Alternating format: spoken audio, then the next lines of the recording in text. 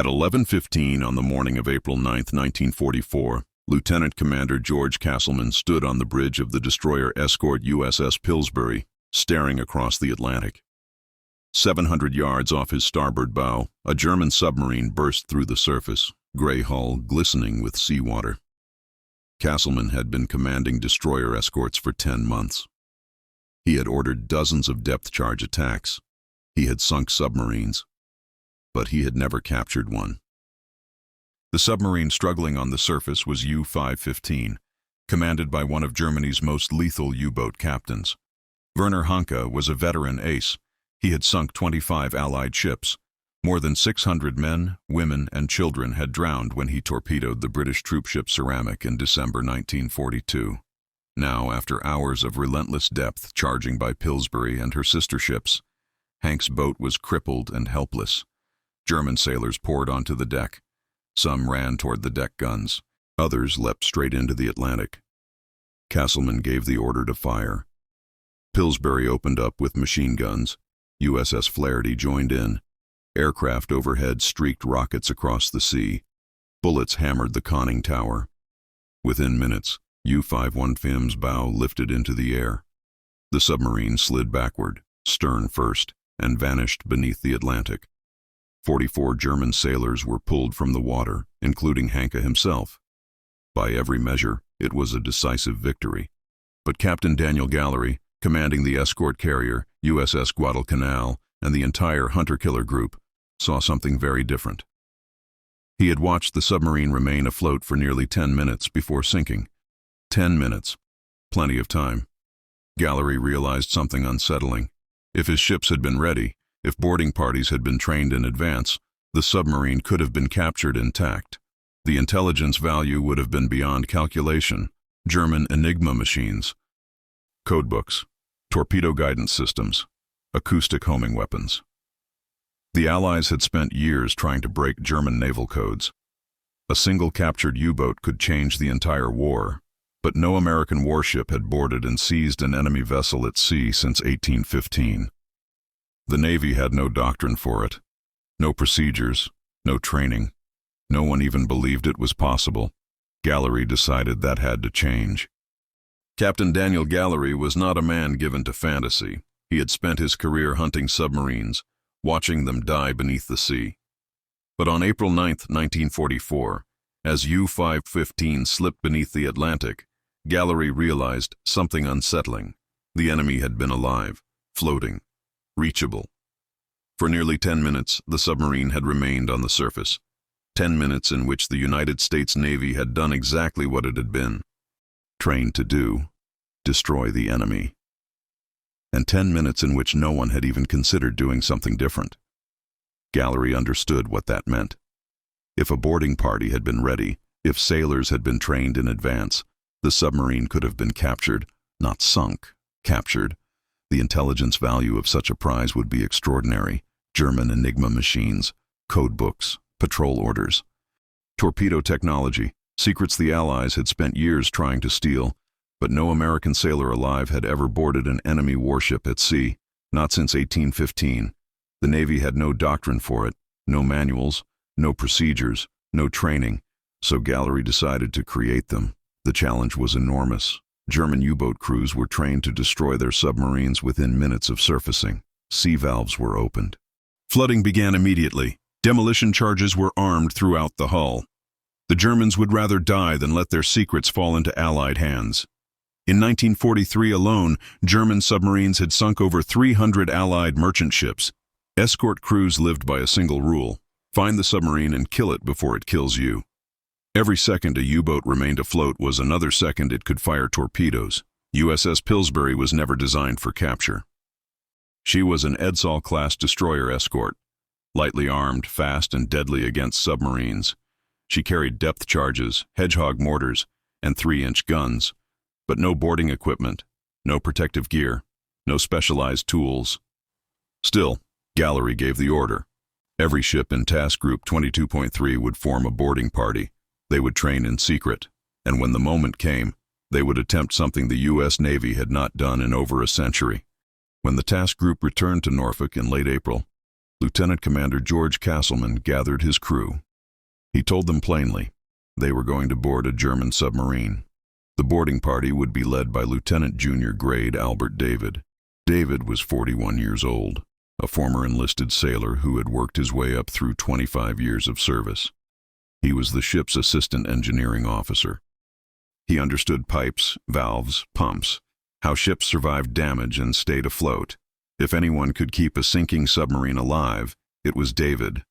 Training began the moment Pillsbury sailed from Norfolk on May 15, 1944. Officially, it was a routine anti-submarine patrol. In reality, Gallery had received secret authorization from the highest levels of command. Bring one back alive. Every day, David drilled his men. They practiced climbing over railings, jumping from boats onto moving decks. They memorized the layout of German Type 1 submarines using grainy intelligence photographs and technical drawings. They rehearsed worst-case scenarios: a circling submarine, oil-slick decks, armed enemy sailors still aboard, a submarine that could dive without warning, and always the clock. David estimated they would have no more than 3 to 5 minutes after boarding. 3 to 5 minutes to locate demolition charges. 3 to 5 minutes to close sea valves. 3 to 5 minutes to stop a steel coffin from sinking beneath them. They carried only wrenches, flashlights, and pistols. There was no special equipment because no one had ever needed any before. They trained anyway.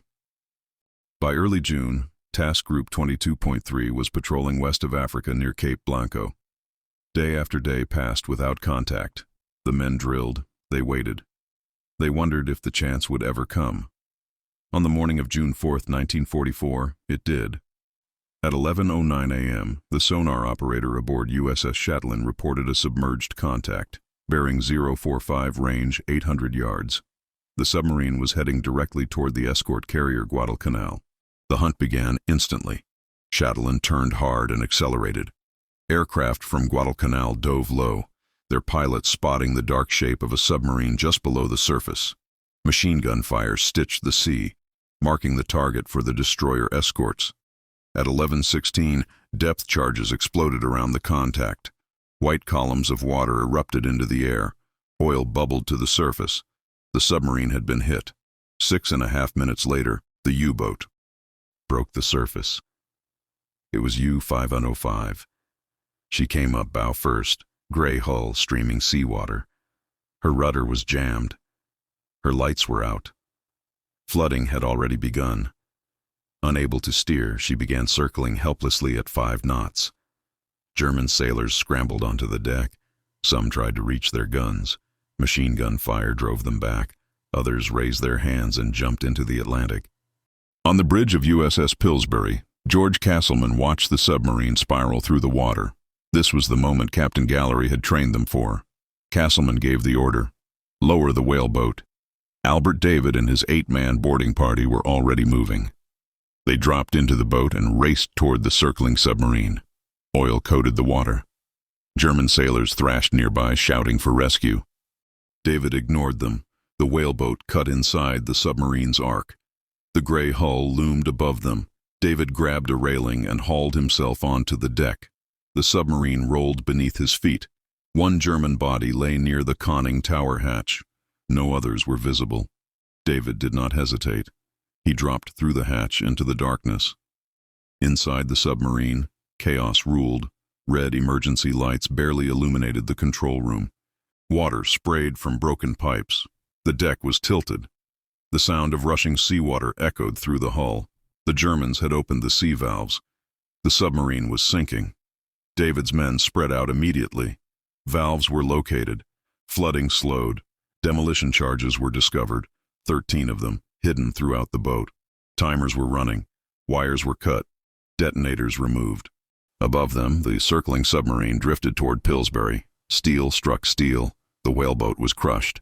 3 compartments aboard Pillsbury flooded, but the boarding party stayed. They had stopped the scuttling. And for the first time in over a century, an American crew stood aboard a captured enemy warship at sea. At 7:46 a.m., the sky above H. Hyong stopped behaving like a sky and became a battlefield of angles, speeds, and impossible decisions. Arthur Benno felt the B-24 shudder as flak burst below them, black puffs blooming like violent flowers that never lasted more than a heartbeat. The intercom crackled with overlapping voices. Pilot, navigator, waist gunners, each reporting fragments of danger that together formed a single truth. They were surrounded.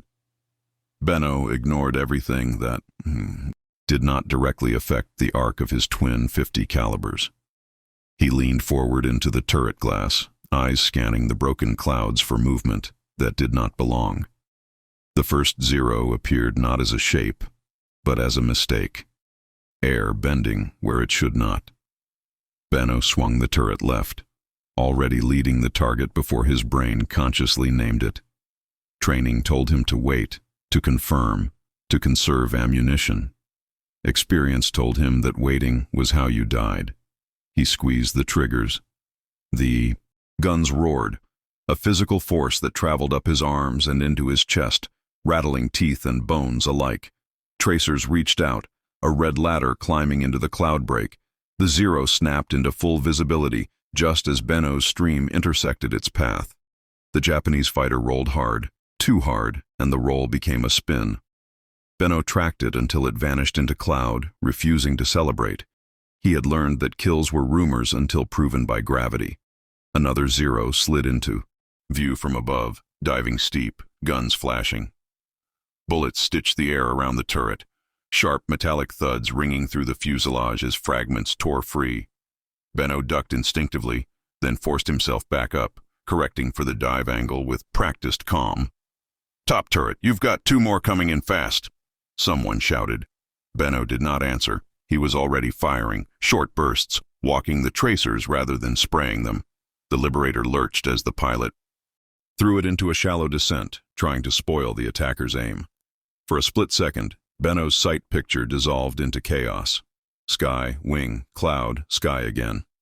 He waited for the moment when motion aligned, when the fighter's speed betrayed it.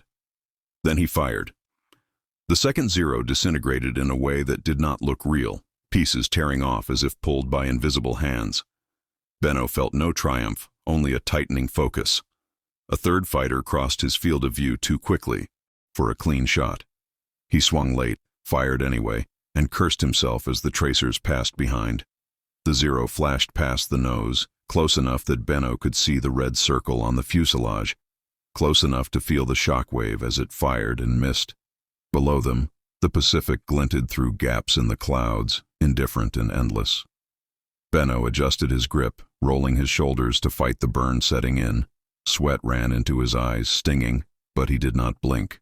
Another pair of zeros climbed toward the formation from low 6, using the sun to mask their approach. Benno waited until they committed to the climb, engines straining, noses high.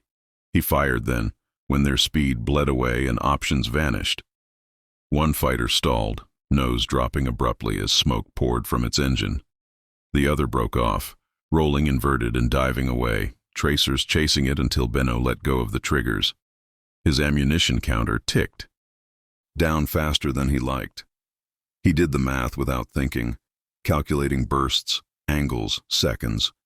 The intercom went quiet for a moment, the kind of quiet that meant everyone was doing exactly what they needed to do, or was already gone. A sudden impact rocked the turret, a sharp blow that sent a spiderweb crack across the glass, inches from Benno's face.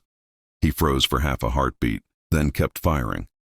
Fear arrived late and unwelcome, a distant pressure rather than a command. He pushed it aside and focused on the next target. Another zero sliding into view, guns flashing. Benno led it perfectly, firing a single disciplined burst. The fighter vanished behind the wing and did not reappear. When the attack finally slackened, it felt unreal, like the world had simply decided to pause. Smoke trailed from somewhere aft, and the Liberator limped, but it was still flying. Benno eased off the guns, hands trembling now that they were no longer needed. He scanned the sky one last time, searching for movement, for mistakes, for anything he might have missed. There was nothing, only cloud, sun, and the long way home. In the quiet that followed, Benno leaned back against the turret frame, breathing hard. He did not count kills. He did not replay shots. He stared at the cracked glass in front of him and understood, with a clarity that surprised him, that what had saved them was not luck or bravery.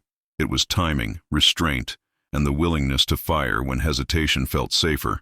Invisible fire, placed exactly where it needed to be.